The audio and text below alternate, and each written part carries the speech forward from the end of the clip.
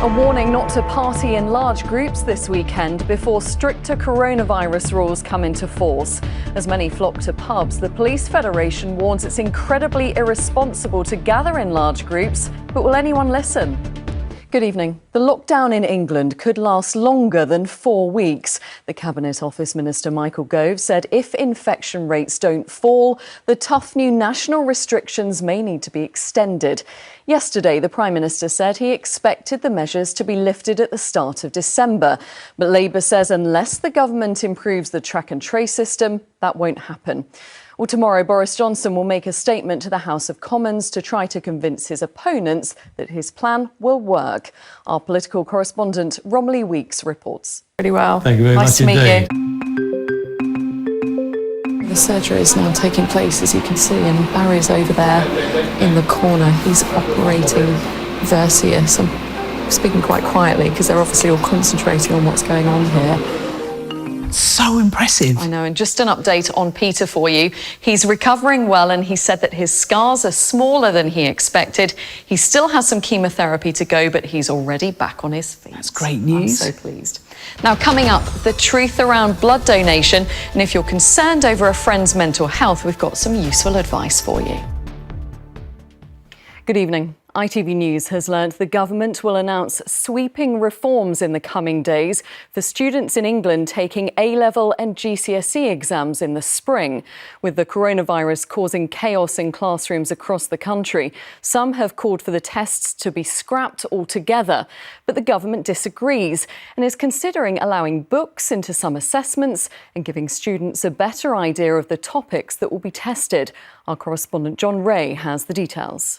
And John joins me. So stakes high for the students and the government too. Yeah, you've got to remember, I think, the meltdown of last summer, the council. The latest figures released by the government show another 12,155 people have tested positive for coronavirus in the last 24 hours.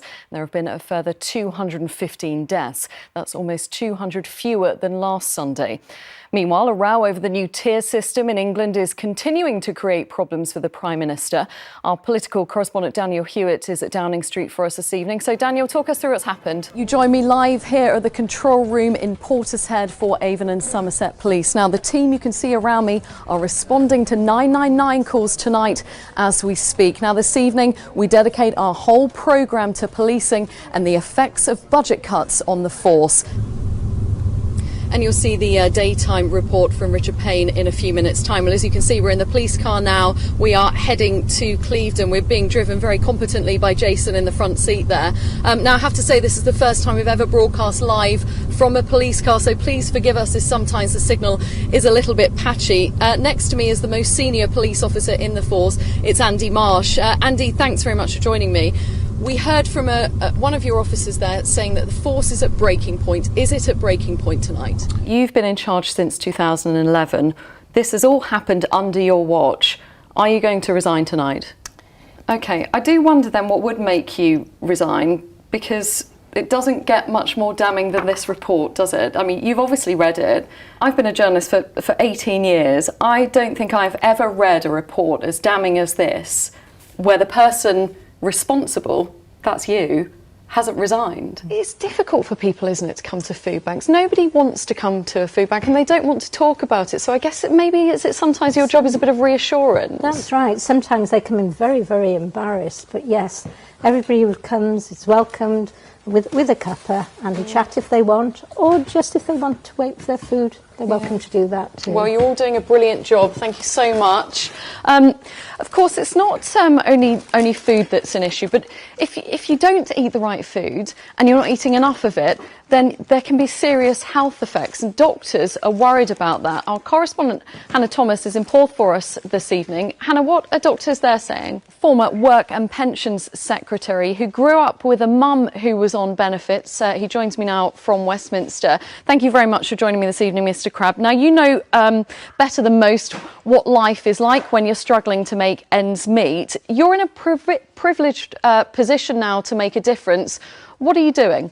Yeah, I actually checked the Hansard records earlier. That's the record of everything said in Parliament. Correct me if I'm wrong, by the way, but I don't think you've mentioned food banks since 2016. For those people who are using food banks, they need you to be acting right now to change this situation. Tonight, after tens of thousands of people took part in Black Lives Matter protests, a special programme on why racism still divides communities across our region.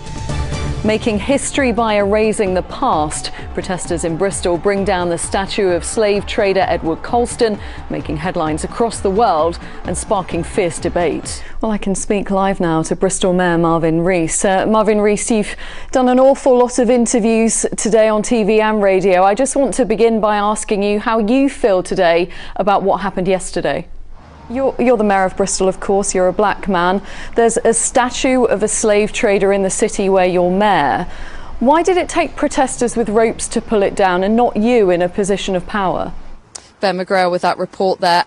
Now, what better place to go when it's cold and we're outside, but to the local pub, and here we are. We've actually come outside because we can't get a signal inside, probably because of the weather. Anton, it's your pub.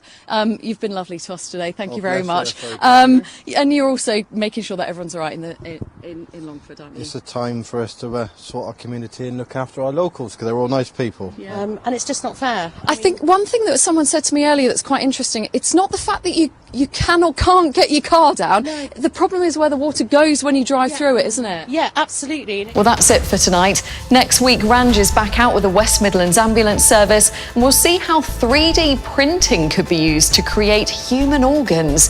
If you have a question, do please email us or use the hashtag.